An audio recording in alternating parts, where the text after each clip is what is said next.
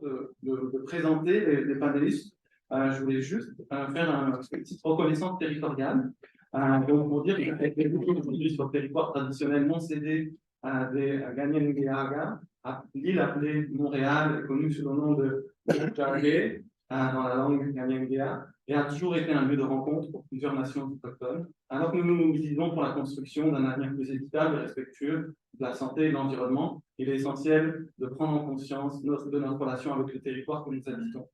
Nous pensons qu'il est crucial de reconnaître les conséquences du colonialisme, tout en comprenant que le colonialisme continue de structurer nos sociétés aujourd'hui.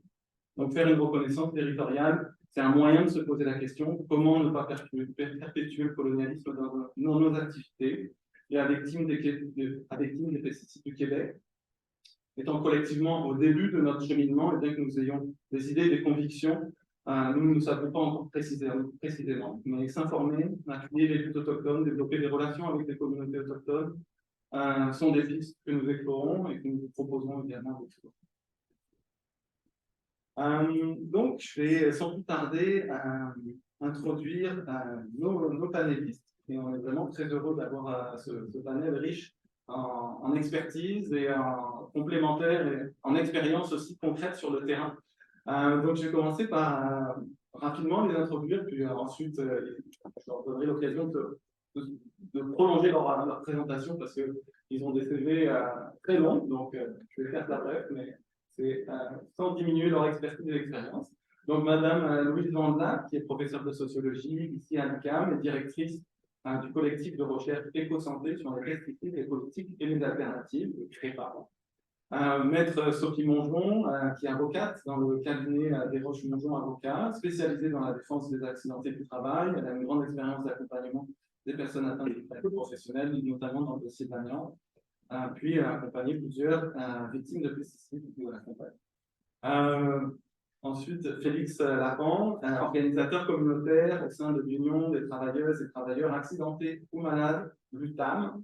L'UTAM existe principalement pour regrouper les travailleuses et travailleurs victimes d'accidents et de maladies du travail, défendre leurs droits avec une vision de lutter pour un régime d'indemnisation permettant une réparation pleine et entière de toutes les conséquences des lésions professionnelles. Puis enfin, Michel Pilon, directeur général du réseau d'aide aux travailleuses et aux travailleurs migrants agricoles du Québec, le RATMAC, c'est ça, qui est un organisme de défense des droits qui vise à offrir des services d'accompagnement en matière d'immigration, de santé, d'éducation, de francisation aux travailleurs et travailleuses migrants agricoles du Québec, ainsi que du secteur de la transformation agricole. Donc, merci, vraiment merci de votre présence aujourd'hui. Je vais commencer peut-être par une question très générale, mais qui nous permet de mettre la table aux discussions. Puis juste pour vous préciser, je vais nous permettre de poser quelques questions pour la première demi-heure, puis après, on ne sera pas à ouvrir. Donc, gardez vos questions, notez-les, puis gardez-les en tête. Peut-être dans l'ordre sur quel est votre parcours et qu'est-ce qui vous interpelle le plus dans la question des pesticides et de leur impact sur la santé aujourd'hui. Donc, je commencerai par Mme Vandla. Merci. Bonjour tout le monde. On a décidé de créer le CREPA, qui est le collectif de recherche et de santé sur les pesticides, les politiques et les alternatives, essentiellement qui regroupe une quarantaine de personnes, une vingtaine de chercheurs, une dizaine de collaborateurs d'ici et de l'étranger et 13 ONG qui travaillent toutes sur ces questions-là. Je vous dirais que c'est d'abord et avant tout l'importance des problèmes de santé liés aux pesticides qui nous interpellent et d'autre part l'incurie des pouvoirs publics sur ce dossier.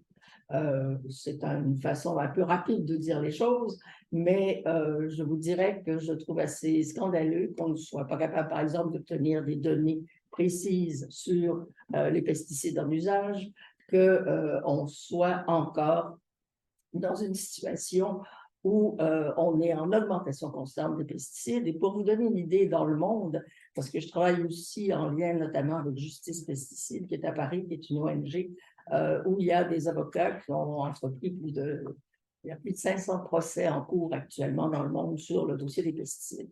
C'est vraiment un dossier à caractère international.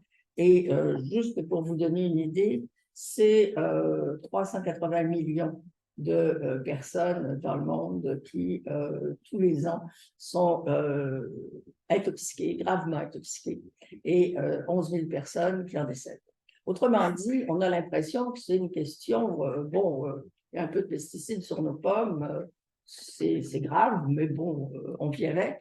En fait, c'est beaucoup plus sérieux que ça. Et je vous dirais que les travaux qu'on a pu faire au CREPA mettent en évidence que le Canada est loin d'être exemplaire dans ce dossier. Je laisserai ça ici pour l'instant. Merci. Bonjour. Précisez votre parcours et qu'est-ce qui vous interpelle le plus? Ben, moi, je suis avocate en droit social et en droit administratif depuis plus de 25 ans. Fait que tranquillement, pas vite, j'ai été interpellée par des dossiers qui étaient plus lourds que des accidents de travail ou quoi que ce soit. Donc, tranquillement, pas vite, j'ai fait des maladies professionnelles et je me suis rendu compte comment c'est difficile de faire reconnaître des maladies professionnelles auprès de la CNESST parce que les employeurs sont hyper agressifs dans ces causes-là. Ils défendent de façon très vorace que c'est pas eux qui causent des maladies professionnelles. Et au niveau d'une maladie professionnelle un peu plus environnementale, j'ai été interpellée à plaider des dossiers pour des victimes de l'amiante. Donc, ça aussi, je me suis rendu compte, le parcours du David contre Goliath pour les travailleurs et les travailleuses dans ces dossiers-là. Ça a fait en sorte qu'avec le temps, j'ai appris c'était quoi l'amiante, comment on pouvait le contracter. Et par la suite, ça a fait en sorte que j'ai fait un recours collectif contre la CNESST pour les dossiers d'amiante parce qu'ils ne sont pas assez transparents dans la façon qu'ils traitent les dossiers.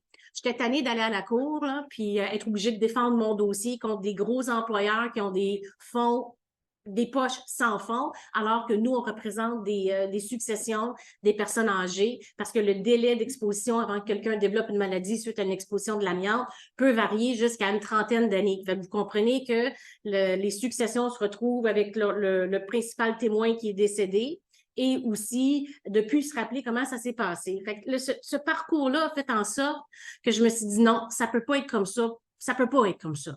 À partir de ce moment-là, j'en ai fait comme un point d'honneur de représenter le non-syndiqué, la victime contre les grosses machines. Donc aussi, j'en profite pour vous dire, j'ai un compte TikTok qui a plus de 83 000 abonnés. Donc, là-dessus, je donne aussi plein d'autres informations qui sont vraiment intéressantes parce que je me suis dit qu'après mes 25 ans de carrière, j'avais tellement de connaissances que c'était pas vrai que j'étais pour mourir avec tout ça. Puis avant de prendre ma retraite ou quoi que ce soit, je partagerai les connaissances que j'ai parce que vous n'avez pas toujours besoin d'un avocat. Il faut juste savoir quoi dire et comment et s'informer. Alors, c'est pour ça que je suis ici ce soir.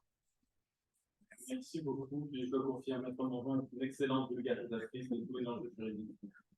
Merci.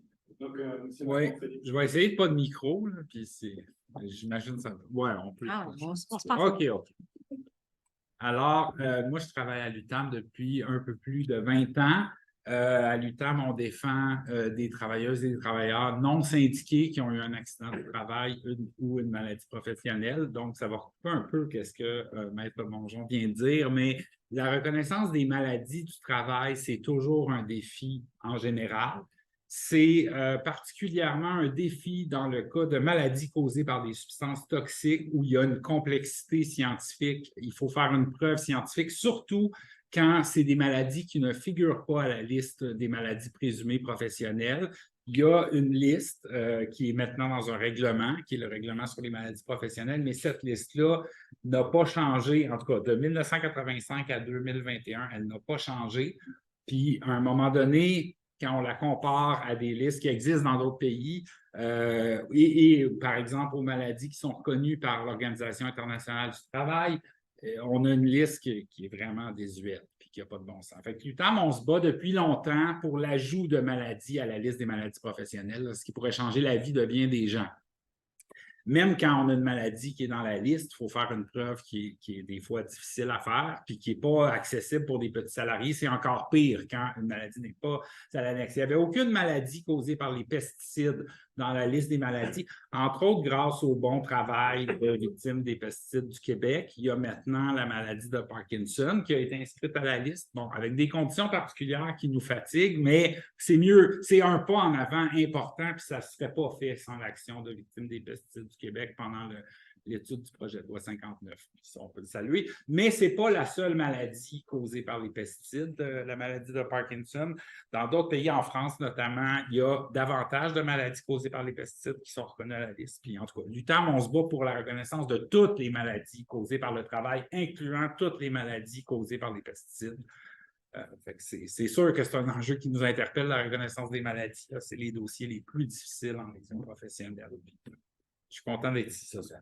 Merci. On va passer la parole à Michel Pilon. Alors, Michel Pilon, directeur général du RATMAC et fondateur du RATMAC. J'ai plaidé 3200 dossiers en accident de travail et maladie professionnelle à l'époque avec Michel Chartrand quand j'ai fondé la FATA. Ça a été longtemps mon créneau, les accidentés du travail. Bien sûr, mon cheminement a été dès 2008 avec les travailleurs temporaires. Je voyais ces travailleurs-là, bien sûr, travailler dans le champ et avec certaines problématiques qu'on a pu voir. Des citoyens, d'ailleurs, de la région de Saint-Rémy ont voulu, d'ailleurs, connaître ces travailleurs-là, connaître aussi leurs besoins. Et c'est là qu'en 2016, plusieurs petits Somos Hermanos existaient un peu partout au Québec, Saint-Hyacinthe, Québec, un peu partout. On s'est rencontrés, c'est là qu'on a vu les problématiques santé, sécurité, maladie, malheureusement le permis fermé qui amène des abus absolument incroyables. C'est là qu'on a fondé le RATMAC en 2016. J'ai commencé avec à peine 32 000 de la Fondation BATI à l'époque. Maintenant, le RATMAC, c'est 2,7 millions et c'est 32 employés maintenant avec plusieurs bureaux et on fait la défense directe de ces travailleurs-là. Bien sûr, on les informe. On est à l'aéroport de Montréal. On a accueilli cette année 42 700 travailleurs à l'aéroport, ce qui nous permet de leur donner, bien sûr, de l'information sur leurs droits. Et ils nous laissent leur numéro WhatsApp. On leur envoie des vidéos. On a 14 vidéos qu'on a produites, d'ailleurs, sur YouTube. Vous cherchez RATMAC, là, vous allez voir. Ils sont en espagnol, sous-titrés en français, sur les droits, normes du travail, santé, sécurité, accident de travail, droits de la personne aussi, hein. Ces travailleurs-là sont enfermés malheureusement dans les fermes. Même leur journée de congé, l'employeur refuse à ce qu'ils aillent se promener. Alors, il y a comme et bien sûr, on plaide le fait que ces travailleurs-là sont libres et qui ont droit, bien sûr, d'aller se promener où ils veulent. Et bien sûr, il y a toute la dimension santé, sécurité et accident de travail. Bien sûr, 80% des dossiers qu'on a au RATMAC, c'est surtout des dossiers de normes minimales de travail qui ne sont pas respectés, mais il y a un 20%, c'est des cas d'accident de travail, maladies professionnelles qui sont non déclarés. Et souvent, on prend en fait les causes pour eux et bien sûr, on les accompagne dans tout le système. Je suis un petit peu d'accord avec Van Lac là-dessus. C'est une grosse machine parce qu'il y a ce qu'on appelle les mutuelles de prévention avec les gros bureaux d'avocats de Montréal qui ont comme de fait les poches pleines, qui font des expertises par-dessus expertises qu'on n'a pas comme nécessairement en contrepartie. Et c'est vrai que c'est un éléphant contre une souris, cette machine-là qui est la CNSST. On travaille beaucoup avec l'UTAM, le RATMAC et le CPI. On est vraiment très liés sur cette question-là, particulièrement la question de la loi 59. On va vous en parler tout à l'heure. Les comités de santé et sécurité, on va en parler aussi, là. Qui, pour nous, est carrément inopérant actuellement, là, puis il y a de sérieux problèmes. On va vous en parler tout à l'heure là-dessus. Donc, essentiellement, c'est ça. J'ai 66 ans. Je prends ma retraite bientôt, mais je vais rester au RATMAC pareil au conseil d'administration parce que, bien sûr, j'ai ma douce moitié qui voudrait bien que je prenne ma retraite quelque part. Mais je vais rester toujours un militant, un activiste, et même après, au sein du conseil d'administration du RATMAC. Merci. Merci beaucoup à vous quatre. Aujourd'hui, pour la soirée, on a envie de partir des réalités des victimes et du processus des victimes pour ensuite élargir, mais il y a un enjeu qui est clair aujourd'hui, c'est que il y a la recherche scientifique indépendante démontre qu'il y a beaucoup de liens entre l'exposition professionnelle aux pesticides et le développement de maladies graves. Donc, vous avez la liste, mais on parle du lymphoconien, du myéliome multiple, du cancer de la prostate, de la maladie de Parkinson, des troubles cognitifs, pneumopathie chronique obstructive, ce qui est à dire. La bronchite chronique, ça, c'est vraiment les pathologies pour lesquelles il y a un lien de prévention très fort. C'est-à-dire qu'il y a une exposition professionnelle et qu'on développe cette maladie, la littérature scientifique à la fois des mécanismes en laboratoire et à la fois de l'épidémiologie confirment ces biens-là. Et il y a tous les autres moyennes qui sont importants. Et il y en a des tonnes et des tonnes qui ont des liens de présence confort faibles. Ça ne veut pas dire qu'il n'y a pas de lien, ça veut dire que la littérature scientifique n'est pas encore assez abondante pour justifier ça. Et aujourd'hui, il y a plusieurs victimes dans la salle d'ailleurs, Sergien, cofondateur, et Serge Boilly, cofondateur des victimes des pesticides qui sont là. Puis je souligne leur combat et l'importance de leur présence ici avec nous ce soir. Mais il y a comme un enjeu et une construction de qu'est-ce que ça veut dire quoi être un malade professionnel? C'est quoi une reconnaissance d'une maladie professionnelle? Et donc j'ai envie de poser cette question peut-être à nos analystes. Ça donne quoi d'être reconnu comme un malade professionnel? Puis concernant la maladie de Parkinson, qu'est-ce qui a changé depuis la reconnaissance donc, en 2021 de la maladie de Parkinson comme maladie professionnelle? Puis voilà, je vous lance là-dessus, puis on commence.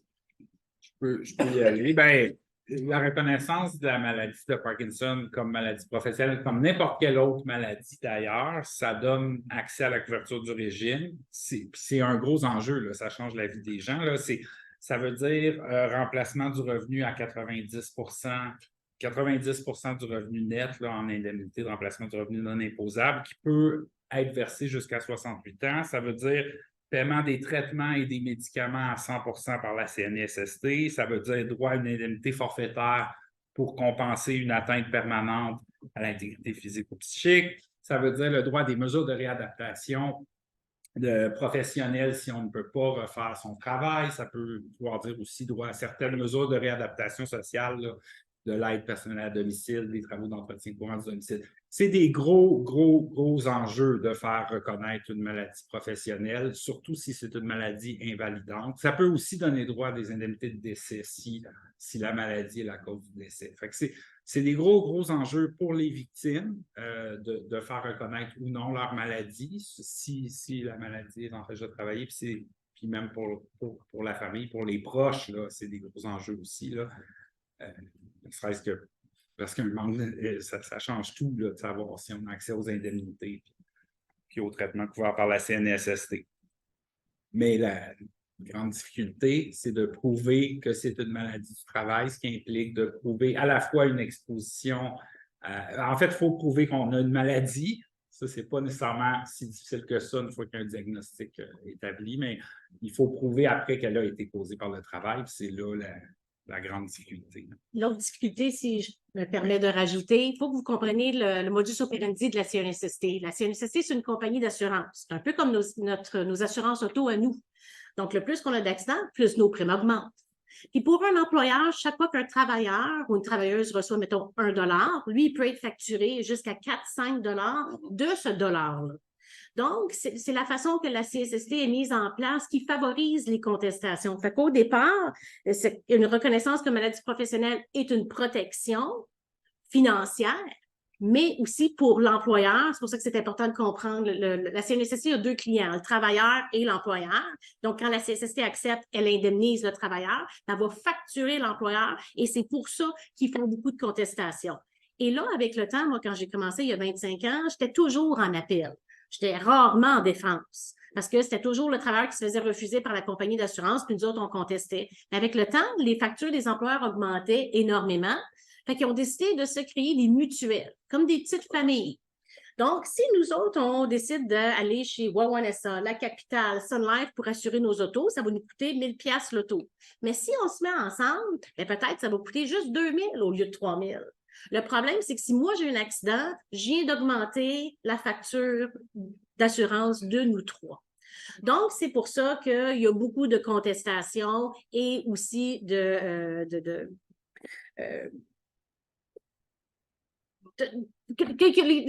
les employeurs ne veulent pas que ça soit accepté, point final, pour ces raisons. Donc, qu'est-ce qui a changé depuis la reconnaissance de la maladie de Parkinson en 2021? Bien, au moins, on a déjà, comme Félix disait, un pied dans le porte. Donc, c'est déjà une maladie reconnue dans les règlements. Puis, donc, à ce moment-là, tu as juste à faire le lien de causalité. Le lien de causalité, c'est quoi? J'ai le diagnostic d'une maladie de Parkinson, mais je l'ai pourquoi? C'est-tu héréditaire? Je l'ai-tu après un traumatisme? Je ne sais pas trop. Là, il faut faire le lien qu'on a été exposé au travail. Et c'est là que le bas blesse, c'est là que la complexité s'installe. Donc, la reconnaissance a donné un petit coup de pouce, mais il y a encore le gros défi parce que les employeurs contestent toujours pour les raisons que je vous explique. C'est ce que je voulais rajouter. Est-ce que je peux rajouter un petit quelque chose? Un des problèmes auxquels on est confronté, c'est que ces produits-là sont autorisés par les pouvoirs publics. Et donc, il y a une troisième partie qui n'est pas à la table. Ce sont les pouvoirs publics. Ils ont officiellement reconnu, mais en même temps, nous, on a demandé au TREPA avec Marie-Hélène d'avoir accès à la liste et aux quantités vendues de pesticides liés au Parkinson. On n'a parlé que de celui-là. Ben, écoutez, c'est extraordinaire. On a reçu une feuille complètement caviardée. Ça, c'est Santé Canada. Ça en dit long sur le manque de transparence. Or, comment voulez-vous que des gens sachent s'ils sont exposés si on n'a pas de cartographie des pesticides utilisés au Québec, si on n'a pas, au Québec ou au Canada, si on n'a pas des données qui sont précises? Et j'ai envie de dire mieux que ça, dans le cas des réformes de Notchkiniec, hein, c'est reconnu en France, il y a eu quand même 125 000 personnes aux États-Unis qui ont intenté des poursuites contre Bayer Monsanto. Il y en a environ 100 000 pour lesquels ça a été en partie réglé. Bayer a dû débourser 11 milliards de dollars, hein, 10,9 milliards de dollars. Or, ici, on est juste de l'autre côté de la frontière. Il n'y a pas de problème. Ça n'existe pas. Hein? Non seulement ça n'existe pas, mais il n'y a pas de lien avec les herbicides à base de glyphosate, hein? Ce qu'on appelle souvent le Roundup. Et là aussi, on a fait des demandes pour avoir accès à l'information parce que l'exposition, elle n'est pas juste pour une personne, ça dépend aussi de tout un territoire, ça dépend des ventes globales. Or, du côté des ventes globales, c'est assez merveilleux puisque on a constaté que la façon, bon, d'un, a fallu faire une demande d'accès à l'information. On nous disait dans les données statistiques, plus de 25 millions de kilos par année. Plus, ça veut dire quoi? En recherche, on essaie de comprendre ce que ça veut dire plus. On s'est aperçu que c'était 1,5 fois plus, mais cette fois et demie plus, c'est que pour l'ingrédient déclaré actif par les firmes. Et c'est le seul ingrédient qui est analysé, alors que plusieurs études scientifiques mettent en évidence qu'il y a juste que il y a de très nombreux autres produits, y compris de l'arsenic, y compris des métaux lourds, etc., et que c'est jusqu'à 1000 fois plus toxique que strictement le glyphosate, qui est le seul produit analysé. Mais quand on fait tous ces calculs-là, écoutez, ça nous donne un chiffre assez extraordinaire. C'est en fait 4 fois plus que ce qu'on nous dit. Hein? Un peu plus de 4 fois plus. Alors, ça fait en sorte que les personnes qui sont exposées sont exposées à des produits dont ils n'ont pas idée des niveaux d'exposition. Et ça, c'est pour le moins problématique. Je dirais ce qui est encore plus problématique. Est-ce que tout le monde m'entend? Oui. Bon, alors, je parle en général très fort. Alors, ce qui est important de savoir, puis je suis un petit peu d'accord, c'est que souvent, ce n'est pas juste le glyphosate qu'on va utiliser, c'est plusieurs types de fongicides et de pesticides. Dans une ferme, d'ailleurs, dans le dossier Lasso que j'ai gagné, il utilisait 7 produits différents, dont le malathion, par exemple, le glyphosate, le malathion et différents pesticides. Et le mix de tout ça, c'est un cocktail absolument incroyable. Et bien sûr, c'est ça qui est. D'ailleurs, dans le cas de M. Lasso, c'est un lymphome non-hodgkinien, d'ailleurs, qu'il avait. Et bien sûr qu'on a pu.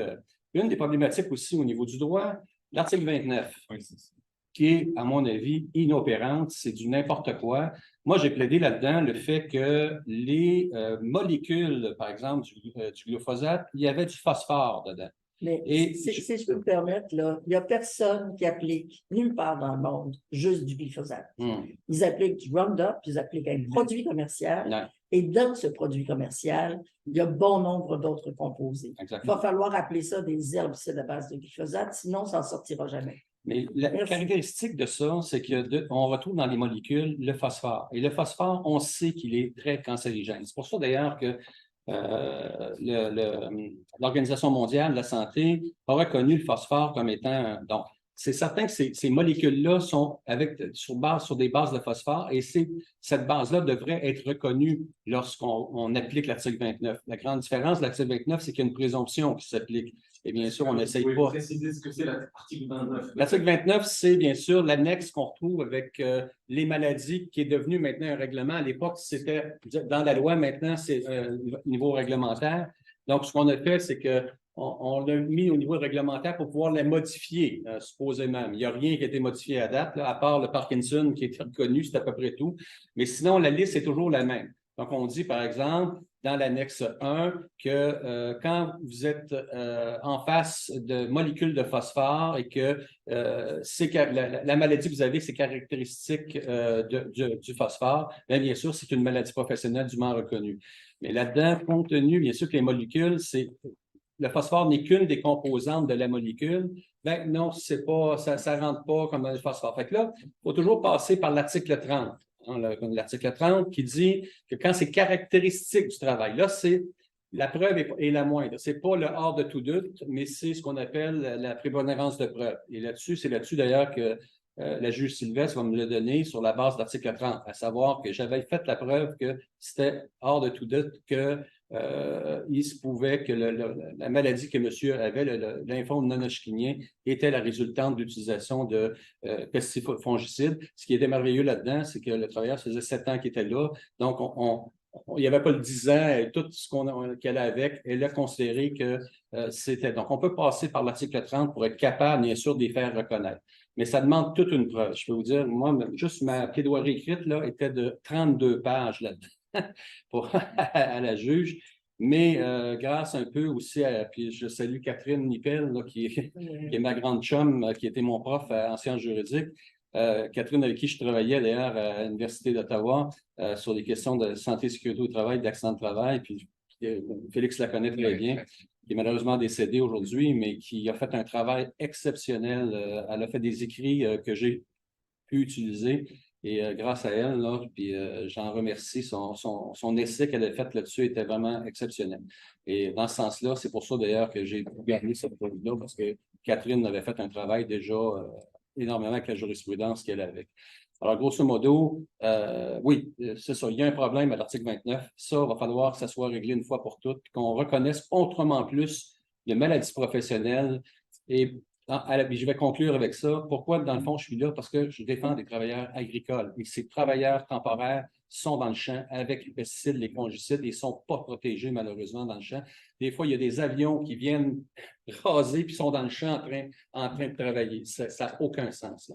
Ça, j'ai même vu ça directement. Alors, malheureusement, il n'y a pas beaucoup de protection ni de santé et sécurité au travail chez ces travailleurs-là. Il va falloir le développer puis le dénoncer.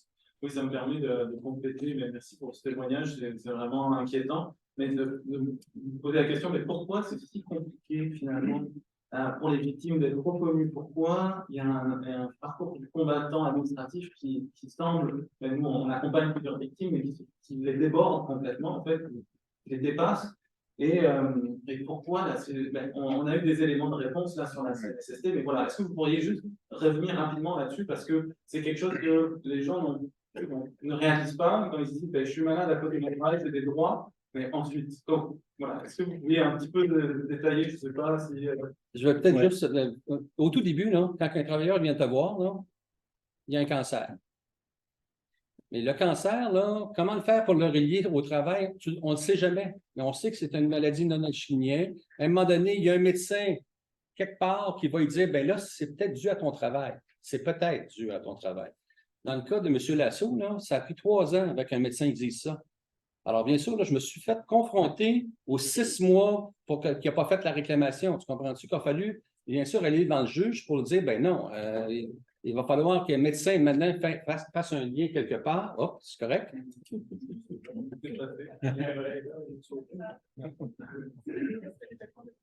On va continuer dans cette ambiance. Bon, parfait. Et déjà, là, ça commence le parcours du combattant. Et là, le travailleur, il faut qu'il se trouve quelqu'un qui soit, puis il faut vraiment que tu connaisses, parce que si tu ne connais pas, là, Écoute, puis je suis un petit peu d'accord avec Maître Mongeau, là, on va se confronter après ça là, avec les employeurs, puis les mutuelles de prévention, avec les gros bureaux d'avocats, puis des médecins, moi, que j'appelle, comme Dr. Manville disait à l'époque, des médecins à gage. Dis-moi combien je te paye, il m'a dit exactement ce que tu veux attendre. C'est exactement ce qu'on a comme expertise médicale. Alors, c'est désolé, mais c'est ça la réalité sur le terrain, là, lorsqu'il faut défendre les travailleuses et les travailleurs de maladies professionnelles et même d'accidents de travail. Là. Je peux vous dire que c'est la même chose en matière d'accidents de travail.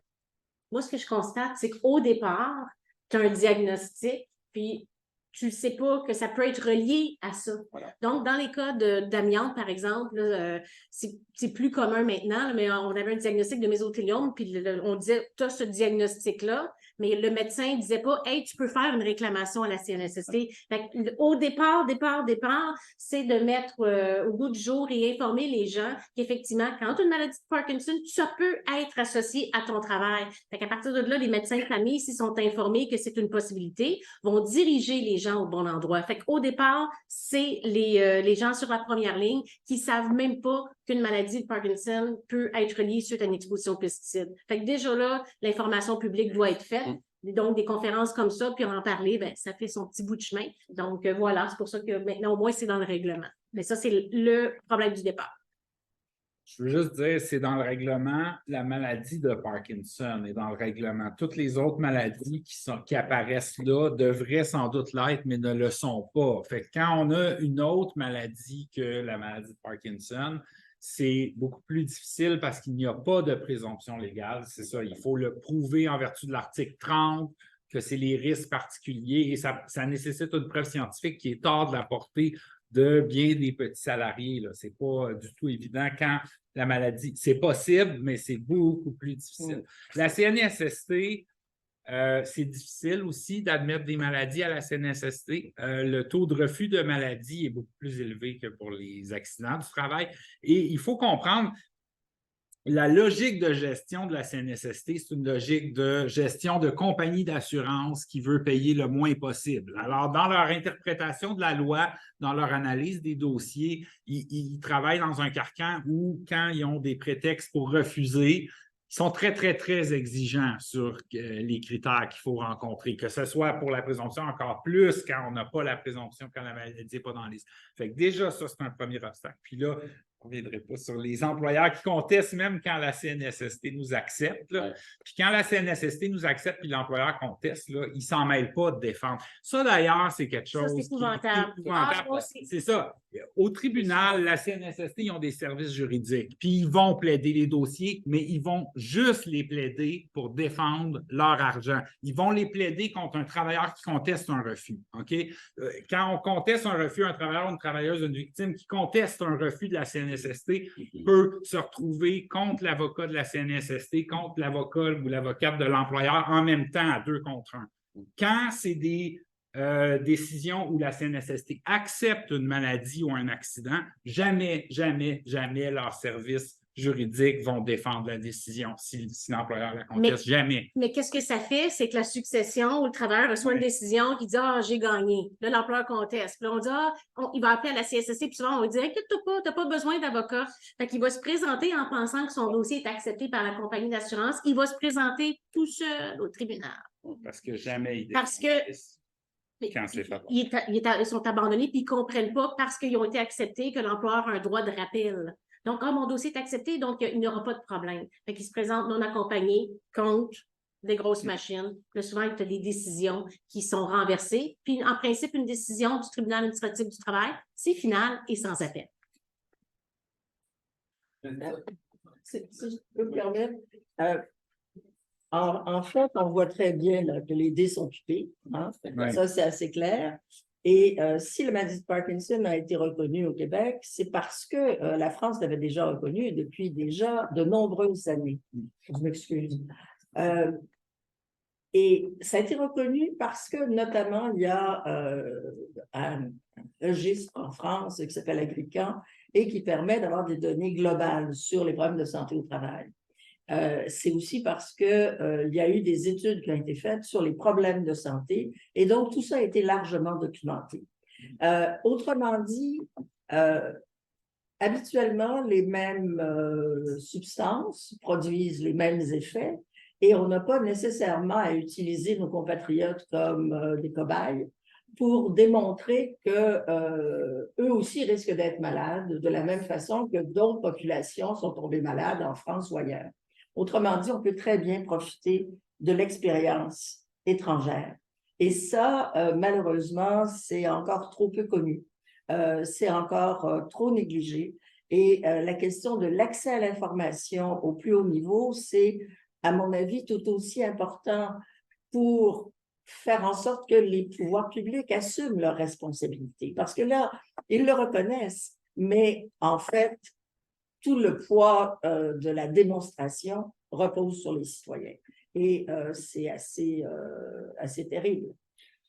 Mais ça, Peut-être qu'on peut revenir justement, M. Pilon, sur un cas emblématique qui s'est passé au Québec ces dernières années. Donc, c'est le cas d'Armando Lado Bautista, qui était un travailleur étranger temporaire, M. Pilon l'a mentionné, qui a, après un long combat, a réussi à faire reconnaître sa maladie, donc un lymphome monochynien, comme une maladie professionnelle liée à son exposition aux pesticides. Donc, est-ce que, M. Pilon, vous pourriez revenir sur ce cas, puis détailler comment ça s'est passé? C'était quoi les plus grandes embûches? je vais essayer de te faire d'une façon plus concise parce que si je parle, je peux partir pour 2 heures. C'est sûr, on peut parler, mais voilà. Et surtout aussi, peut-être à la fin de la réflexion, mais qu'est-ce qui pourrait changer? Qu'est-ce qui devrait changer pour une meilleure reconnaissance? Ben, essentiellement, quand Armando est venu me voir, c'était par son frère. Parce qu'il faut comprendre que les travailleurs temporaires n'ont pas beaucoup d'éducation. Fait ils ne savent pas dans quoi ils pataugent. J'ai même des Guatémaltèques qui ne savent ni lire ni écrire dans le lot. Là, tu sais. Alors, c'est pas évident. C'était son frère qui était comptable qui m'a approché et qui a permis d'un peu de voir le dossier.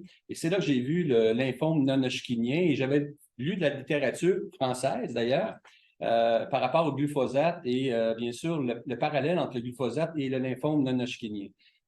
À partir de ça, c'est là que j'ai fait la réclamation à la CNSST parce que pour moi, il y avait un lien. Et bien sûr, l'employeur et la CNESST, parce que j'avais les deux aussi de l'autre côté, disaient carrément que l'employeur n'avait pas déposé sa réclamation parce que ça faisait 2 ans que le diagnostic était sorti. Sauf que personne n'avait fait de lien entre le travail, l'utilisation et bien sûr le diagnostic que le travailleur avait eu.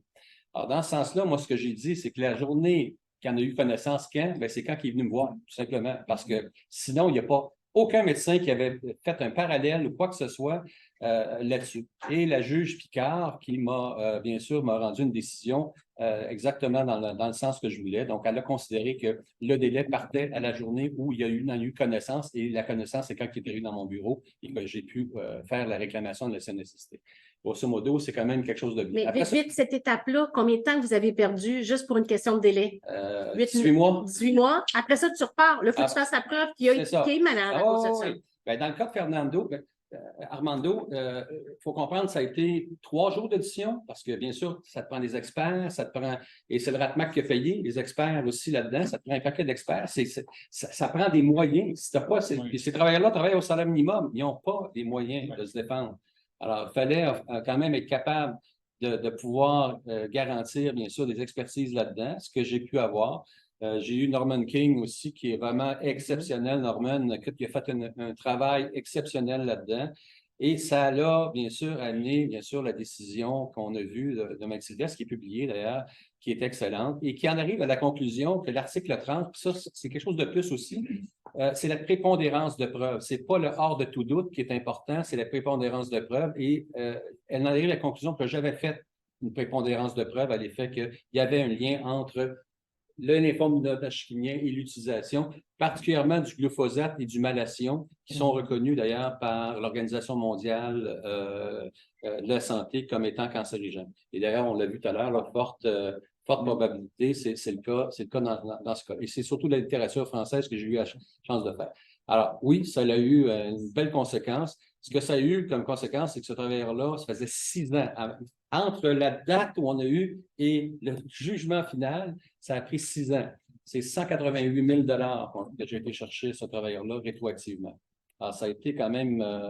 et il touche encore ses indemnités de remplacement du revenu. Là, c'est ça, cette semaine, j'ai eu un appel téléphonique de la CSST. On est à l'étape de la consolidation avec l'évaluation d'atteinte permanente, limitation fonctionnelle. Je le suis de façon assez serré là-dessus. Je peux-tu prendre la balle au bon sur Vas-y. l'atteinte permanente? OK? Donc, parce qu'effectivement, là, on l'a comme admis dans un règlement. Malheureusement, le barème, lui, qui indemnise les accidentés du travail, bien, il n'a pas été changé depuis 1985. Ouais. Donc, il faut aller par analogie dans un barème de 1985 qui prévoit aucune indemnisation particulière pour ces gens-là. Et ce barème-là, il est tellement cheap là, que le maximum, quasiment, tu peux recevoir d'indemnité, 100 là, écoute, tu n'as plus de corps, là, c'est un 80 quelques mille. Donc, c'est bien beau, l'atteinte permanente, tu sais, les gens vont dire, hey, on va travailler à pourcentage d'atteinte permanente. Non, non, non, attends une minute. Là. Depuis 1985, ça n'a pas été bougé. Alors, honnêtement, là, j'ai hâte de savoir qu'est-ce que la CNSST va accepter comme dédommagement. J'aimerais ça que vous me le dites. En pourcentage, là, le DAP. Ça va être dans les prochaines semaines. Je pourrais vous rappeler, mais moi, je suis là-dessus. Ça, Ça va être ce que ça a donné. Mais grosso modo, on est rendu à cette étape-là avec Armando.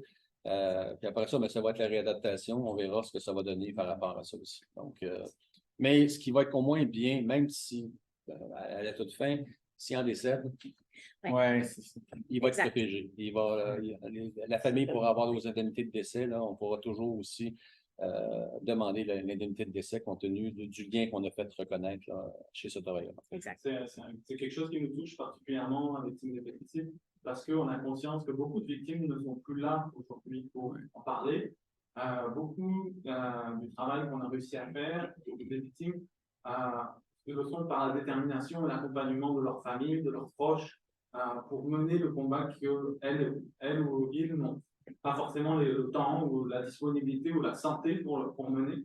Donc, je voudrais vraiment souligner ça, puis relancer la question sur qu'est-ce qu'on devrait faire si on est au pays des licornes. Ouais. Si M. Legault est ici dans la Ouais. salle, M. Trudeau aussi, tant qu'à faire, mais qu'est-ce qu'on devrait faire pour avoir une meilleure reconnaissance, une meilleure prise en charge, un meilleur accompagnement et une meilleure prévention? Mais voilà, c'est une question très large, mais Ouais. je vous lance là-dessus. Bien, juste en partant, là, on prendrait toutes ces maladies-là, puis on les mettrait dans la liste des maladies professionnelles au règlement. Là, ce serait au moins celles qui ont une présomption bien forte. Là, il y a un consensus scientifique, il y a assez de preuves, ça facilite là, la reconnaissance. Là. On a juste la maladie de Parkinson, qui est à sortie de condition probablement très contestable, mais en plus, toutes les autres ne sont pas là. Fait que le lymphome non-Hodgkinien, il faut faire une preuve là, de risque particulier. Puis c'est d'une bataille à chaque fois qui est à recommencer, ce qui est absurde parce que la preuve scientifique, elle existe. Puis le fait que la preuve scientifique existe ailleurs, qu'il y ait des consensus scientifiques, c'est une étape nécessaire pour que ça s'inscrive. Mais après ça, c'est une bataille politique qu'il faut faire. Puis la maladie de Parkinson, là, quand il a été déposé le projet de loi 59, les consensus scientifiques existaient, mais en octobre 2020, quand le ministre Boulet a déposé son projet de loi, elle n'était pas là, la maladie de Parkinson. Puis c'est parce qu'il y a des gens qui sont allés en commission parlementaire, qui ont présenté un mémoire, il y a des gens de l'opposition qui ont posé des questions au ministre, au Salon Bleu, qui ont posé des questions en commission parlementaire, entre autres Alexandre Leduc de Québec solidaire, qui a vraiment poussé très, très, très, très fort tout le long de l'étude du projet de loi 59, et parce que le mouvement syndical, les organisations de défense de droits de non-syndiqués aussi se sont mobilisés, on fait des manifestations, on fait des moyens de pression parce que les consensus scientifiques, c'est une étape absolument nécessaire, mais après ça, il faut faire une bataille politique pour forcer le gouvernement, pour forcer le ministre du Travail à l'inscrire. Et si la CAQ a fini par céder, le ministre Boulet a fini par inscrire la maladie de Parkinson, au moins, ben, c'est beaucoup là, l'action aussi que Victimes des pesticides du Québec avait faite en 2020-2021. Vous aviez contacté à peu près tous les députés de l'Assemblée nationale. C'était une action assez... Puis, tu sais, les questions sont arrivées au Salon Bleu. Puis, effectivement, les consensus scientifiques sont là. C'est comme absurde que ça ne soit pas inscrit. Mais là, si on est au pays des licornes, on devrait tous les inscrire les autres. Nous, notre revendication, là, c'est qu'en fait, au niveau des maladies professionnelles, l'Organisation internationale du travail, depuis 2010, a une liste de maladies professionnelles qui comptent plus de 2 fois plus de maladies que celles qu'on a dans le règlement au Québec. Il y a plein de maladies professionnelles là-dedans qui font l'objet d'un consensus scientifique depuis très longtemps. Puis pour nous, ce serait un strict minimum que toutes ces maladies-là se retrouvent au règlement. Des choses comme le syndrome du tunnel carpien, c'est reconnu partout dans le monde. Tu sais, c'est ridicule qu'on ne l'ait pas. Oui, c'est ça. On est à peu près la seule place qui ne reconnaît pas le syndrome du tunnel carpien comme maladie professionnelle. Il y en a un paquet d'autres. Puis ça, tu sais, l'OIT, là, c'est pas des gauchistes, là, c'est une organisation de l'ONU qui regroupe des employeurs, des États et des syndicats qui sont entendus sur une liste minimale sur laquelle ces maladies-là, là, ils font consensus. Fait que c'est absurde qu'elles ne soient pas reconnues dans notre loi, dans notre règlement professionnel. Je vais peut-être faire un pouce sur ce que Félix a dit. Quand il y a eu la commission parlementaire de la loi 59, je vais vous dire, l'UTAM n'était même pas invité. Moi, même le RATMAC, on avait déposé un mémoire. On n'a pas été invité, mais le conseil du patronat, il était là. Le mouvement syndical était là. Mais les groupes communautaires, aucun groupe communautaire avait été invité à la commission parlementaire. Il a fallu faire une pression pour que le vendredi matin, Catherine Lippel, qui était là, et l'UTAM puissent au moins faire quelque chose. Alors, on a un gouvernement, désolé, très pro-patronal, puis qui ne veut pas rien savoir des groupes communautaires, qui défendent, bien sûr, des principes auxquels ça fait des années qu'on se bat. Et ça va être un combat qu'il va falloir continuer encore à faire. Bien, dans le fond, ce que je voulais dire, c'est que le problème, justement, quand il y a des tables de concertation, c'est vrai qu'il y a beaucoup de représentations d'employeurs qui sont là et aussi des représentants de grands syndicats, mais les batailles des syndicats, c'est plus les conventions collectives, les maladies professionnelles, puis tout le côté d'indemnisation, je me suis fait dire à plusieurs reprises, c'est pas leur niche, ça les intéresse pas vraiment. Fait quand il y a des réformes qui se font au niveau de la CNSST ou de la LATMP, quand c'est santé, sécurité au travail, les syndicats vont être plus actifs, mais dès qu'on parle d'indemnisation, c'est comme ça ne les intéresse pas. C'est pour ça qu'on a de la difficulté à faire avancer toute la section d'indemnisation des accidents de travail et des maladies professionnelles. Exact. Je vais peut-être élargir un petit peu le focus pour dire qu'aujourd'hui, Oui, en point, et puis je regarde Mme Manta, les pesticides sont un véritable enjeu de santé publique. C'est comme si on considère ça comme un enjeu de santé publique, comment on décortique le problème. Donc, j'aimerais bien. Oui. Bon, moi aussi, ça va être 3 heures, mais bon.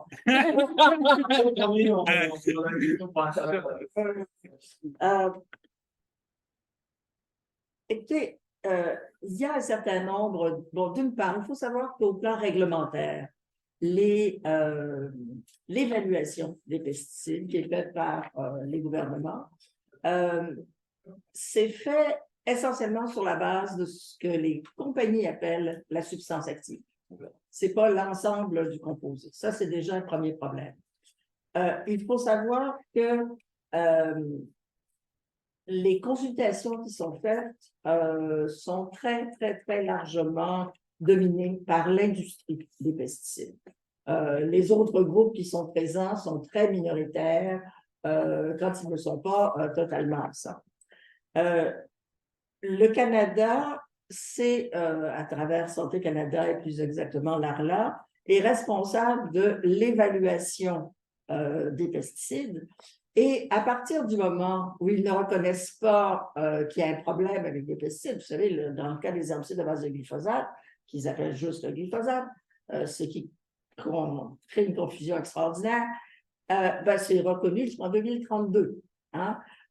Donc, c'est comme si on ne pouvait plus toucher à ce dossier-là. Ça a été reconduit pour 15 ans.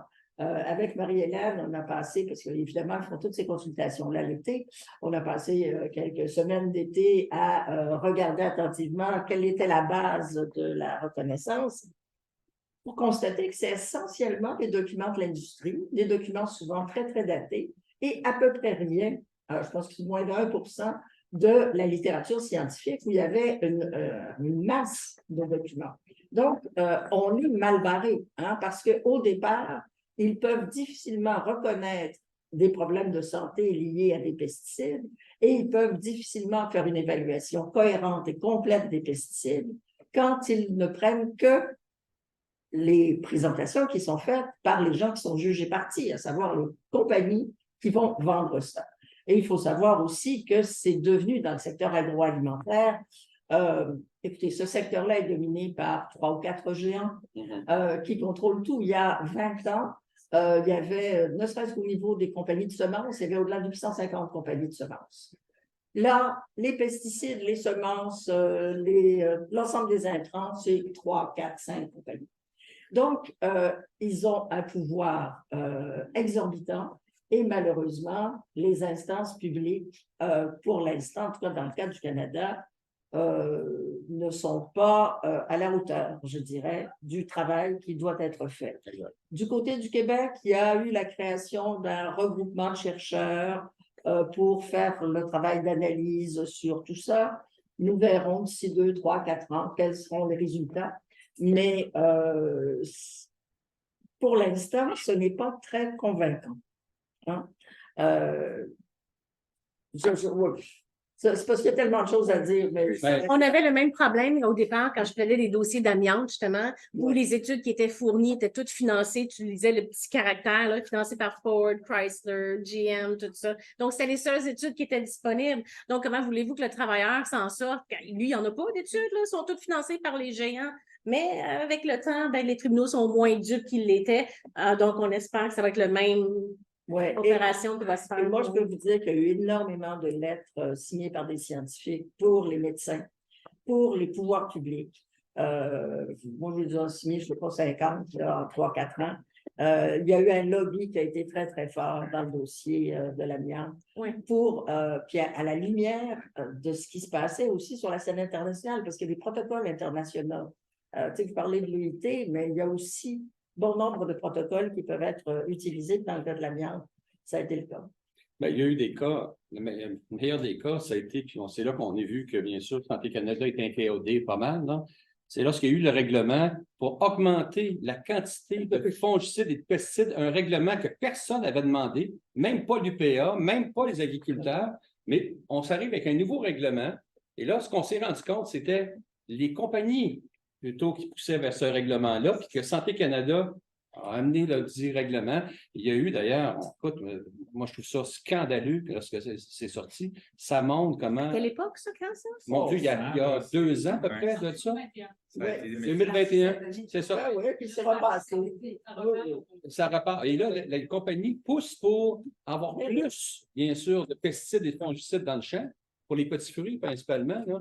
Et je posais la question, moi je sais, j'ai une table de concertation avec UPA et Ferme, je posais question avec Denis Roy, qui a été d'ailleurs avec toi en France. Je dis, non, qui a demandé ça, d'augmenter la quantité de fongicides, de pesticides? C'est pas nous autres. On n'a jamais fait aucune demande de ce côté-là. Et c'est là que, suite à l'enquête, qui se sont rendus compte que c'était les compagnies qui vendent ces produits-là qui poussaient pour un règlement comme celui-là.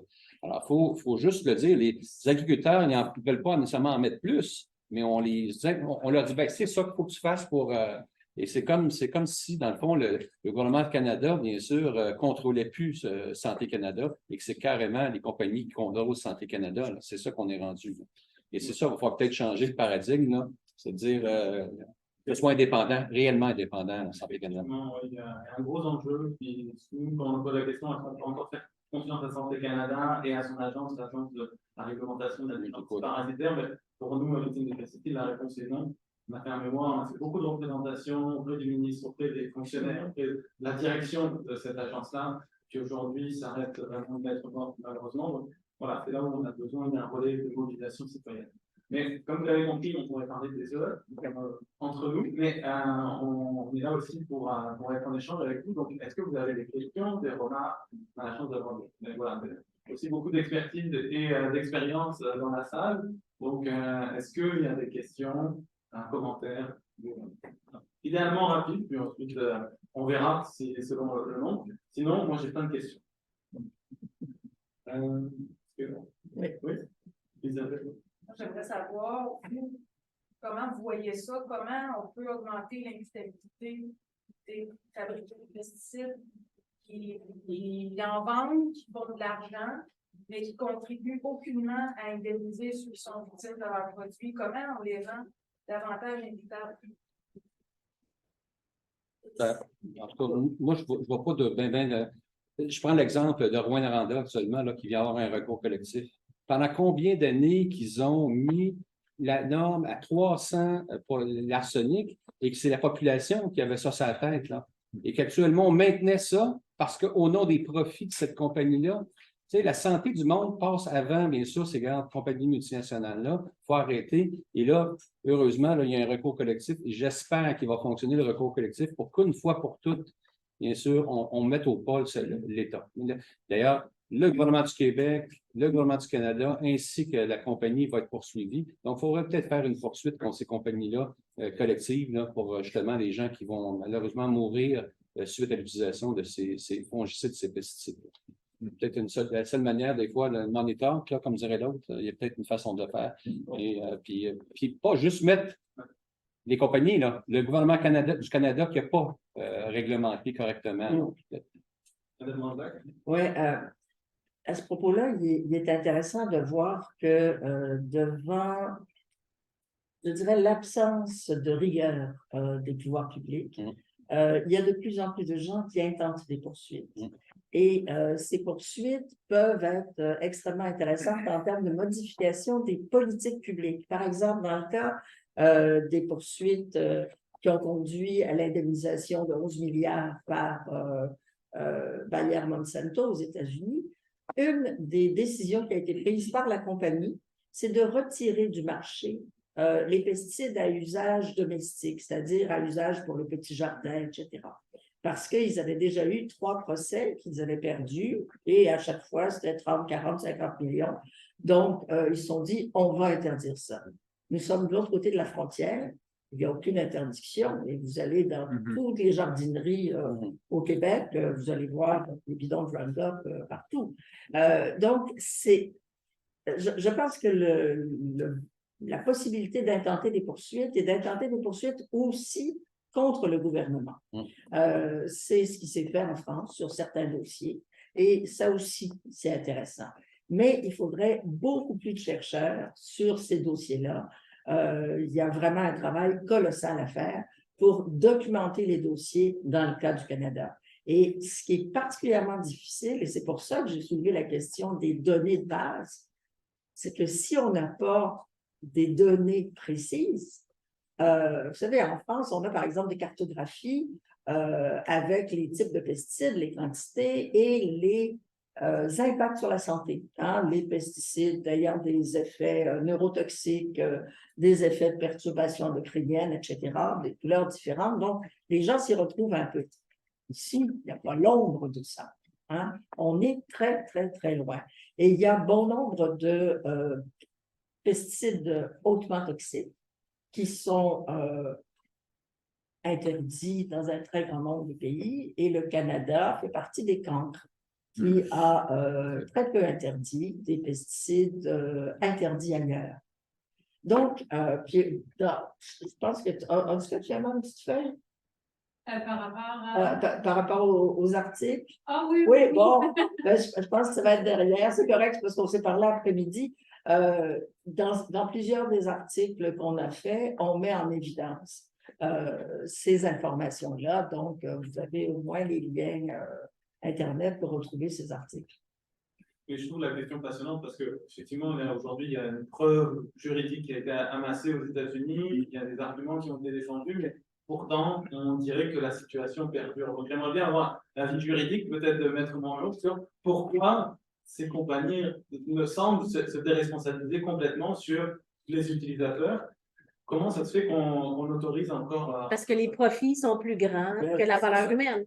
Je le dis souvent, les plus grandes batailles ne sont pas gagnées devant les tribunaux, sont gagnées par l'action citoyenne. Exact. Donc, c'est la façon de procéder. Mais là, depuis tantôt, je fais juste penser à dire, bon, mais je pense que je vais parler à mon équipe de recours collectif, là. Je vais prendre M. Boily, là, qui est mon client, d'ailleurs. Si on s'en était tenu au règlement, sa cause n'aurait pas passé parce qu'il n'y avait pas le temps. Dans le règlement, il dit qu'il faut que ce soit un délai de 10 ans. Et M. Boily, c'était pas ça, on a gagné en révision. Mais le règlement dit 10. 10 ans d'exposition. Oui. C'est après la dernière activation. Mais dans votre cas, ça n'aurait pas fonctionné si on s'était... 19 ans. Exact. Donc là, je pense rien qu'à ça. de regarder et de dire, ouais, peut-être ça serait le temps qu'on barre ses affaires. L'avantage du recours collectif, c'est que ça ne coûte rien. Ça ne coûte rien pour les requérants. C'est pour ça que c'est ça la beauté. Le problème, ben, pas le problème, là, c'est que c'est de trouver un requérant, donc son histoire est quasiment parfaite. Donc, il y a pas de, on ne peut pas dire qu'il y avait une exposition ailleurs. Fait que ça pourrait être une possibilité, peut-être, effectivement, si on prenait le taureau par les cornes, puis Moi, je suis prêt, Mme Paulon. on va faire impliquer l'association, puis, oui, en tout cas, on y pense. Ben, c'est juste pour faire ça. En fait, c'est une question parce qu'on s'est déjà fait poser cette question-là. Pourquoi au Canada, finalement, par rapport aux États-Unis ou même en France, on a si peu de recours collectif? Ben, c'est parce que c'est beaucoup de travail. Tu sais, je veux dire, là, le dossier là, qu'on fait, là, on est 4 avocats contre la CNESST. Tu sais, je veux dire, il n'y a personne qui nous paye. Là, on fait une demande au fonds d'indemnisation, tout ça. Mais tu sais, je veux dire, ça fait déjà 2 ans qu'on le fait sur notre bras, si vous me permettez. Fait que c'est ça l'affaire aussi. Puis des fois, ben, tu peux être débouté. Puis en plus, quand tu poursuis une grosse compagnie comme Mocento, les affaires de même, les poches sont beaucoup plus creuses que nous autres. Fait qu'il y a de l'épuisement aussi. Fait que, tu sais, je veux dire, on veut bien donner du temps, mais tu sais, des fois, à certains moments donnés, moi, je pense à ma santé, puis je ne suis pas capable de tout faire. Fait que, tu sais, si je commence une bataille comme ça, là, qui est très intéressante, là, tu sais, je ne vous le cacherai pas, je n'arrête pas de penser à ça depuis tantôt. Mais tu sais, c'est combien d'heures que je vais y mettre? Combien de papiers, combien d'investissements, combien de déplacements? Fait que, tu sais, c'est de trouver des avocats courageux qui vont le faire. Bon, des fois, j'ai beaucoup de courage, là, mais on va regarder ce qu'on peut faire. Puis au niveau légal, est-ce qu'il y a des différences, par exemple, aux États-Unis qui fait que ce serait plus facile de prendre des actions collectives? Ici, au Québec, là, on est la province qui est la plus sympathique pour les recours collectifs.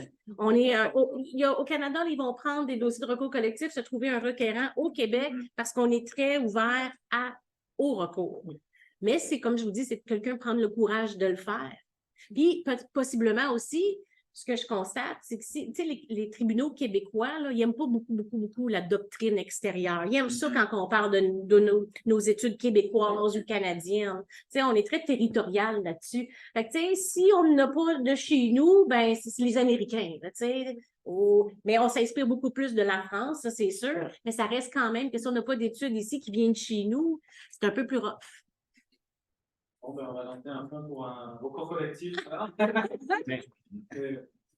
Oui, bien, juste préciser une chose, par exemple, les recours collectifs, c'est une chose, puis ça peut être un moyen efficace. Il y a, au niveau, cependant, là, des lésions professionnelles, puis là, je veux juste comme faire une parenthèse, parce qu'il y a eu des dossiers d'indemnisation en droit civil, là. Il y a eu des poursuites en droit civil.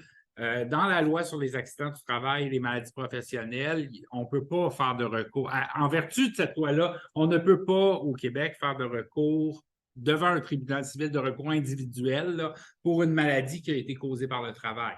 Et tout comme on ne peut pas poursuivre notre employeur en droit civil, le recours, c'est de s'adresser à la CNESST. Ceci dit, je veux dire, ce système-là a été mis sur pied pour faciliter l'accès à l'indemnisation, parce qu'entendons-nous, faire une poursuite en droit civil, là, puis avec tout, qu'est-ce que ça... Oui, c'est très cher et c'est très difficile là, de prouver un dommage, prouver une faute, le lien entre la faute et le dommage. Le régime d'indemnisation des lésions professionnelles est censé rendre ça plus facile et c'est plus facile qu'un recours en droit civil. La contrepartie, les employeurs sont obligés de payer des cotisations à la CNESST. Puis ils se défendent pour en payer le moins possible, comme Edmond Jean en a parlé, mais ils sont protégés contre les poursuites au civil. Fait qu'il ne peut pas y avoir de poursuite individuelle au civil si on a été rendu malade à cause de notre travail. Sauf que ça, c'est pas le travail, c'est pas l'employeur. Là, oui. c'est une tierce oui, partie. Si on poursuit le fabricant, c'est une tierce partie, mais tu ne peux pas poursuivre ton employeur. Donc, votre travailleur, si effectivement il développe une maladie, il ne peut pas poursuivre le fermier, mais il pourrait poursuivre la compagnie. Une tierce partie. Oui, il y a une question. Est-ce qu'il y a certains cas au Québec qui ont ça de jurisprudence?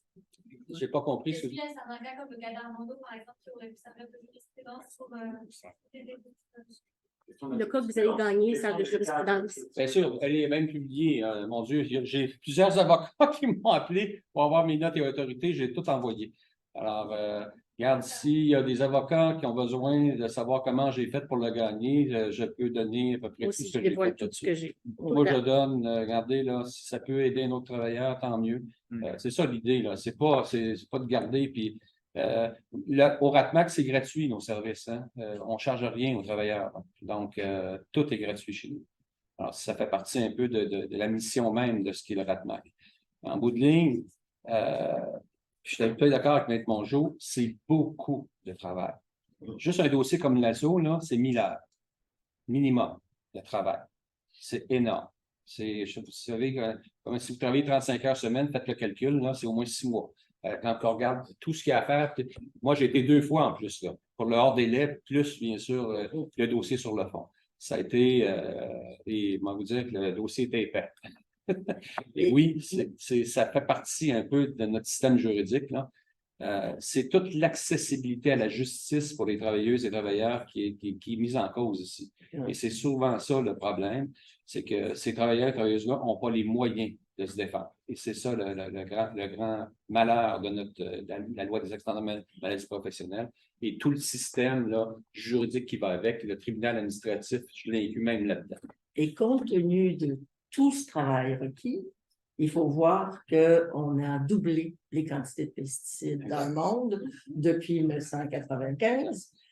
Il faut savoir qu'au Québec, ne serait-ce que les herbicides à base de glyphosate, ça a été multiplié presque par 5 depuis 1992. Donc, on est dans un contexte où, parce qu'il y a un discours, il faut faire attention aux pesticides, on a l'impression qu'il n'y en a plus. Alors que ça continue d'augmenter et qu'il y a bon nombre de pesticides hautement toxiques et il faut donc pouvoir intervenir en amont. Et moi, je pense que c'est chouette que vous nous ayez mis en présence parce que ça va, je pense, nous inciter à travailler un peu plus ensemble pour pouvoir mettre en évidence qu'on ne peut pas ramasser tous les problèmes qui sont créés à petite cuillère puis avec de la bonne volonté alors que on continue d'augmenter les quantités de pesticides utilisés et qu'en plus, on nous ment quant à savoir quels sont ces pesticides qui sont utilisés. Quand je vous dis là, que les déclarations, c'est moins du quart concernant les pesticides les herbicides de base de glyphosate au Canada, c'est tout à fait anormal. Hein? On est donc dans un contexte où, puis quand on nous refuse d'avoir des données sur les pesticides liés au Parkinson, alors même qu'au Québec, dès les années 60, il y a eu des premières études qui ont été faites qui s'inquiétaient terriblement de la multiplication des cas de Parkinson. Ça, c'est dès les années 60. Et tout à coup, c'est disparu. Donc, il y a vraiment un travail colossal à faire auprès des instances publiques pour réduire à la source ces pesticides et leur toxicité. Félix va en parler là aussi, mais toute la question des comités de santé et sécurité au travail. Moi, actuellement, là, les travailleurs agricoles, en principe, devraient avoir des comités de santé et sécurité au travail dans les fermes. Alors, actuellement, la loi prévoit que c'est le comité de santé et sécurité et les travailleurs doivent y participer, ils doivent être choisis par les travailleurs lors d'une assemblée. C'est les employeurs qui choisissent actuellement. On a rencontré d'ailleurs le ministre là-dessus en disant, j'ai dit, écoutez, qui va former ces travailleurs-là? L'employeur? Et en plus, on parle de travailleurs temporaires à permis fermé. Pensez-vous qu'ils sont intéressés à aller là? Pas du tout. Et ceux qui vont être là, avec le permis fermé, là, regarde, si tu ne dis pas comme je te dis, là, ton billet d'avion, tu t'en retournes. Alors, mettons que ça n'a aucun sens. C'est ça. M. Boulay a beau se taper les bretelles pour dire, hey, j'ai une loi qui s'applique à 80% des entreprises, mais du point de vue pratico-pratique, oubliez ça, il n'y a aucun travailleur qui va accepter, ou même ceux qui vont être là, ça va être ce que j'appelle des bénis oui-oui. Quand l'employeur va dire oui, ben ça va être oui aussi. Fait que il n'y aura pas de santé et sécurité au travail dans le fond, puis l'objectif même de la loi n'est même pas respecté. Et moi, j'ai espoir qu'il y ait de réels comités de santé et sécurité au travail, que la question des pesticides, des fongicides soit traitée par le comité de santé et sécurité au travail, qu'il y ait des équipements que les travailleurs puissent au moins pas être protégés face à ces pesticides, fongicides-là. Mais actuellement, là, la loi est carrément inopérante. Et je posais même la question au ministre, si le travailleur est congédié parce qu'il n'est pas d'accord avec une décision de l'employeur sur le comité de santé publique, qui va les défendre? Ce pas des syndicats, c'est des non-syndiqués. C'est un problème. Alors, encore une fois, je ne connais pas beaucoup de travailleurs qui vont être intéressés à prendre le job pour la simple et bonne raison qu'ils vont avoir peur de perdre le job, tout simplement. On va encore prendre une ou deux questions. Oui. Mais j'aurais adoré vous entendre parler sur le fait, comme non seulement les compagnies ou les grandes, ils ne pensent pas à leurs employés, aux victimes des affaires et tout ça, mais non seulement ils ne pensent pas à eux, je veux dire, on est rendu à un point de non-retour que l'ONG Scène l'Avenir, un expert a dit qu'au Québec, il n'y a plus aucun endroit qui est non contaminé. Donc, rendu là, où ils vont faire leur épicerie, eux autres, pour se protéger. C'est eux qui contaminent, à raison de mais eux, ils font comment, ils sont en train de s'endommager eux aussi, leur propre santé. Comme c'est où la pensée de ces compagnies-là de continuer et augmenter le nombre de pesticides? Il est où le problème? Il n'a pas du gain. Ben oui, c'est ça. Ça ne peut pas les aveugler autant, je comprends. Ben, Il y a plein d'injustices à regardez. belle dame. Non, mais C'est... Non, mais on est en train de condamner la planète à devenir un four. On est en train de condamner, en tout cas, puis c'est quand même la course au profit là, qui justifie ça, puis c'est vrai dans plein de domaines. Là, ça fonctionne, ce système-là, il continue. Mais il faut interpeller les pouvoirs publics. Okay. Il y a des questions en ligne, parce qu'on est en ligne aussi, donc on va apprendre. Olivier Bissou, qui est sur notre conseil d'administration, dit « Ce soir, nous voyons la passion de toutes ces personnes, chacune dans leur champ d'activité respectif. Mais est-ce envisageable de créer une table de concertation où les études universitaires et les expériences terrain soient partagées pour protéger la santé des travailleuses et des travailleurs? » C'est une très bonne question, pour ça, je suis capable d'y répondre. Le RATMAC travaille actuellement avec l'Université Laval, l'UQAM, avec Sid de Soucy en matière d'immigration. Sid, avec qui, c'est ça, mais Sid aussi, avec qui je travaille beaucoup. Oui. Du côté de l'Université d'Ottawa, c'était Catherine, mais là, il y a une chaire aussi de recherche, la chaire de recherche de Catherine Lippel, avec qui je travaille, et avec Jen Henley aussi, de l'Université McGill aussi. Alors, on travaille de plus en plus, justement, avec les universités pour, justement, faire de la recherche. On a créé une belle recherche qui s'appelle Partem du côté de l'Université Laval. Il y a quatre grands sujets actuellement. Il y a 22 chercheurs qui sont là-dessus pour la question des travailleurs temporaires, la condition de vie, conditions de travail. Ce n'est pas juste des codes de santé et sécurité. Il y a des questions de santé aussi. Une des composantes, des 4 composantes, c'est la santé. Mais on a d'autres composantes aussi, qui est bien sûr des conditions de vie, conditions de travail, conditions d'hébergement aussi, on a pu voir ces dernières années. Alors oui, je pense qu'il faut passer par nos chercheurs universitaires, chercher justement, puis c'est tellement spécial que même l'INSPQ est venu nous voir, le RATMAC, et là maintenant, ils font une recherche aussi. Alors, on est rendu bien sûr à pousser certaines recherches intéressantes, puis je pense que c'est comme ça qu'il faut aller se nourrir justement de données plus probantes. Ouais. Entièrement d'accord. Il y avait une question, oui. Dans le documentaire, les experts des pesticides, on dit qu'il y avait entre 10 et 20 agriculteurs qui étaient atteints et qui n'étaient pas éligibles. Ah. Est-ce qu'il y a un facteur plus précis qui faisait qu'ils n'étaient pas éligibles? Oui, c'est parce qu'ils sont majoritairement travailleurs autonomes. Donc, ils sont pas, je l'avais mis dans mes notes en plus. Donc, c'est des travailleurs autonomes. Donc, ils ne sont pas couverts par le régime, à moins qu'ils prennent une protection personnelle. Exact. Donc voilà. Des injustices sur lesquelles nous travaillons. Donc, c'est un gère qui est président de Victimes des pesticides du Québec et lui-même un agriculteur retraité atteint de la maladie de Parkinson. C'est effectivement très compliqué aujourd'hui parce que la majorité des propriétaires d'entreprises agricoles ne sont pas éligibles à aucune forme d'indemnisation ou de couverture sur leur maladie professionnelle. Et c'est un vrai enjeu à la santé publique pour ces personnes, pour leur entourage, pour leur descendants. Et en effet, mobiliser l'union des producteurs agricoles qui est intéressé à travailler davantage sur ces enjeux-là pour avoir une meilleure couverture, une meilleure protection de tous les travailleurs agricoles, y compris les propriétaires d'entreprises agricoles. Oui, une question. Pour continuer dans le même sens que M. Gillard, ce ne serait pas le devoir de l'UPA de protéger ses membres? Oui. Ouais. Ben, en fait, c'est ça. L'UPA, il pourrait cotiser pour les propriétaires agricoles là, pour Ça serait ça la solution. C'est parce que le régime de lésion professionnelle, on est automatiquement couvert si on est travailleur ou travailleuse au sens de la loi. Donc, si vous êtes salarié, c'est l'employeur qui a l'obligation de cotiser. Hein, parce que c'est l'employeur en cotisant, d'ailleurs, c'est ça, la contrepartie, c'est qu'on ne peut pas le poursuivre au civil. L'employeur est obligé de cotiser comme une assurance obligatoire, la CNSST, et les salariés sont automatiquement couverts par le régime. Mais c'est ça, dans le cas de propriétaire d'une ferme, là, il n'est pas travailleur au sens de la loi. C'est ça, il est comme travailleur autonome.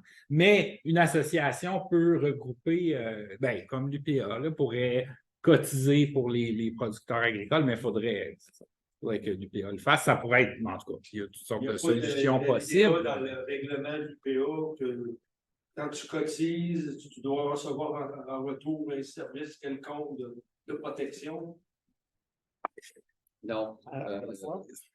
Non. Je veux tout dire, parce que je travaille à l'UPA, mais les cotisations des producteurs, les UPA, c'est des cotisations, c'est les producteurs qui payent. Fait que c'est comme si les producteurs se paient. Oui, c'est ça, exactement, mais c'est ça qu'il faut faire.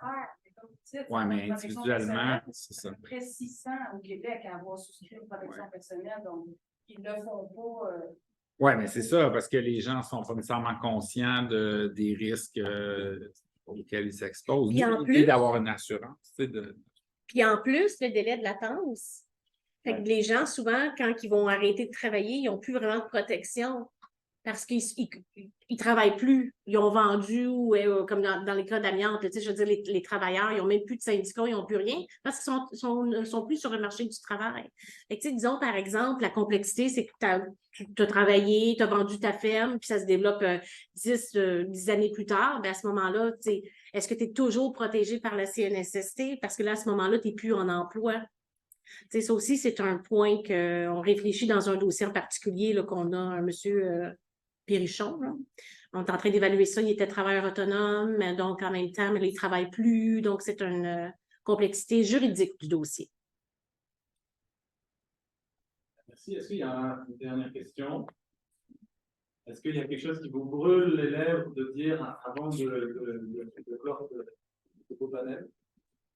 Peut-être finir sur une belle note. La mobilisation, moi j'ai toujours cru en la mobilisation. Ça fait quand même plusieurs années, puis Félix et moi, on est vraiment partisans de cette mobilisation-là. Il faut se mobiliser, c'est tout. Il n'y a pas beaucoup. Moi, je me souviens, il y a à peine 2 ans, lorsque Mme Grunberg est venue là, avec des jeunes, il y avait 200 000 jeunes dans la rue. Moi, j'étais avec eux autres en train de manifester.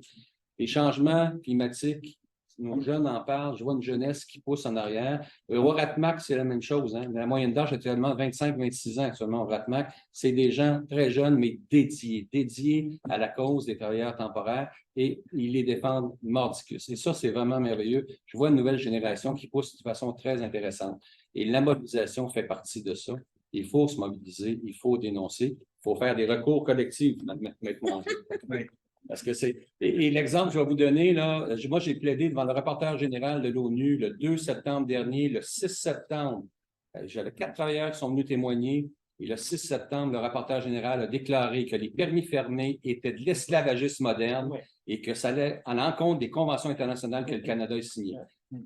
3 jours plus tard, Eugénie Despatie-Pelletier déposait un recours collectif pour faire abolir les permis fermés pour tous les travailleurs temporaires qui ont été sous ce régime-là. Et là, c'est des milliards de dollars. Et là, désolé, là, mais il va falloir, au niveau juridique, bien sûr, poursuivre l'État lorsqu'elle va en encontre même des propres chartes internationales qu'elle fait. Oui, mais dans mon recours collectif, ils plaident l'immunité de l'État. En tout cas. Dans leur décision. Oui, parfait. Ils le feront. Mais au niveau de la population, en tout cas, ça paraît drôle. Lorsque tu dis qu'une convention internationale, tu contreviens à ta propre convention internationale que tu as signée, tu as un sérieux problème, en tout cas, là, moi, à mon avis, là, de conscience. Là. Et à ce niveau-là, ça peut valoir la peine de regarder les 500 dossiers à justice pesticide. Tout à fait. Parce que ce sont des dossiers juridiques complets sur bon nombre de cas. Exact. Donc, ça peut être inspirant parfois. Exact. Ben, merci. Puis je pense qu'avec tous les pesticides du Québec, on est bien d'accord pour dire que la mobilisation citoyenne est la clé. Oui. C'est ce qu'on travaille à faire à pied d'œuvre à chaque jour. Mais je voulais remercier vraiment nos partenaires pour l'ensemble de la tournée que Victimes des pesticides fait au Québec. Donc, on a plusieurs dates, des très nombreuses dates. Puis, en particulier, aujourd'hui, le CREPA qui a co-organisé avec nous. Puis, en général, le SUCO, Vigilance OGM, la Caisse de l'économie solidaire et Loche. Donc, vraiment, sans eux, on n'aurait pas pu organiser ces événements et beaucoup d'autres de nos activités. Je voulais vraiment remercier chaleureusement nos panélistes qui ont été très généreux dans le temps, puis j'en suis sûr qu'ils pourront répondre à des questions après s'il y en a. Donc, Madame Landac, Maître Mongeau, Monsieur Lapin, Monsieur Pilon, merci beaucoup et j'espère que cette soirée va nous donner de l'élan pour poursuivre sur tout le chemin qui nous reste à parcourir pour toutes les victimes et pour prévenir au maximum aussi de futures victimes. Et on travaille à pied d'œuvre. Je vais passer rapidement la parole à Amandine François, qui est coordinatrice de Victimes des pesticides du Québec. Donc voilà. Un peu petite pour le micro, mais j'ai quand même la voix forte. Tu peux le descendre. Ça m'impressionne trop. Moi,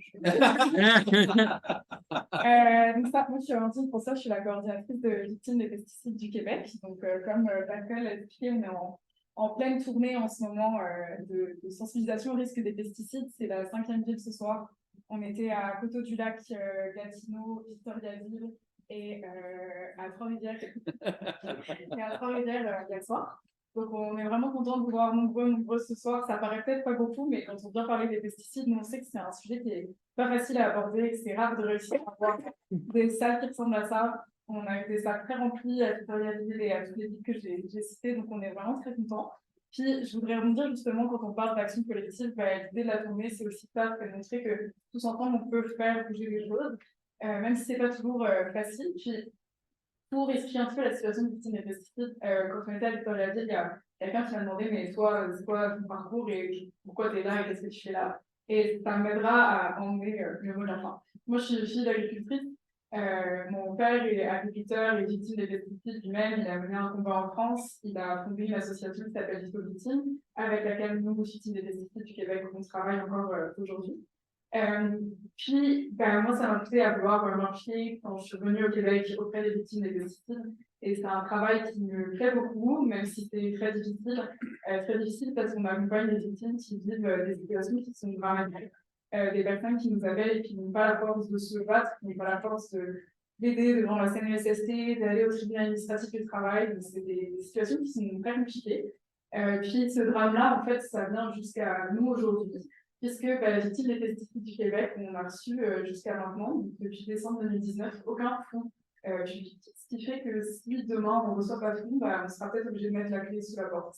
Alors qu'on fait un travail qui, je pense, est plus que nécessaire. Donc voilà, on arrive dans cette situation et on trouve que c'est important de vous le partager parce qu'on parle d'action collective, donc ça passe aussi par nous.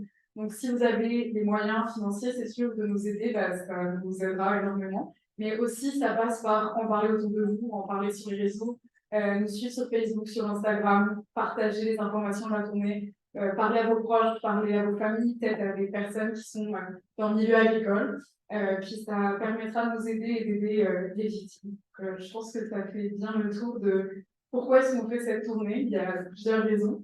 Mais en tout cas, merci beaucoup de vous être déplacés et merci à vous.